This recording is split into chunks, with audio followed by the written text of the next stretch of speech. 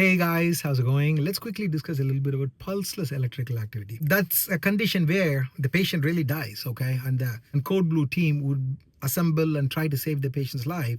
Remember yesterday in my video about code blue situations, I discussed ventricular fibrillation, and then I also discussed about asystole. Asystole is where the heart has completely stopped. The patients have flatlined, so no activity. So I discussed about what to be done, like epinephrine injection and CPR, it can save their life. And then ventricular fibrillation, where the heart is beating too fast. It's a ventricular rhythm, and it's a terminal rhythm, which would eventually become asystole. So there I said, a shock might really fix them. And today I want to discuss about the third possibility, which is PEA, pulseless electrical activity. And I'll give you some situations. Normally, we think about 5H and 5Ts. That's the mnemonic that we use. And some of the situations, imagine somebody who had a gunshot wound, in their belly, and they're bleeding profusely. So all their blood is now in the abdominal cavity. So when 911 people come over their EMS and hook them to a monitor, they may find that the heart has got some beats, but then they may not find any pulse. No wonder why, because they've just bled in the belly. So in that situation, you had to give them a lot of blood. Do you understand that? And then another condition, like PE, pulmonary embolism. Patient was sitting in the plane for 20 hours and traveled somewhere, and then suddenly codes and no pulse.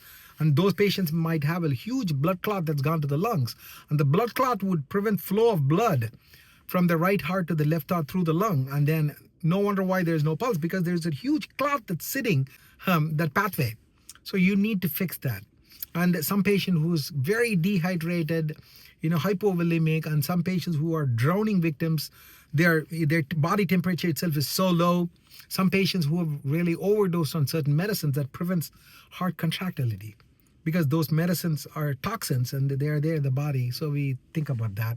And then of course heart attacks, where it can only generate some electrical activity, but the muscle is so damaged that it's limping, it cannot even contract. So there you will find electrical activity, but no pulse.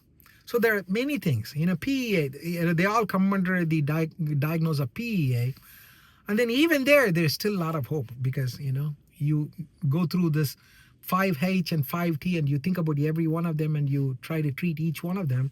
And sometimes code blue situation and CPR resuscitation can go on for 30 minutes, 40 minutes, or 1 hour. And it's amazing how they get the life back. I hope you found this video interesting, guys. Okay, there's always hope. I'll talk to you later in my next post. Goodbye.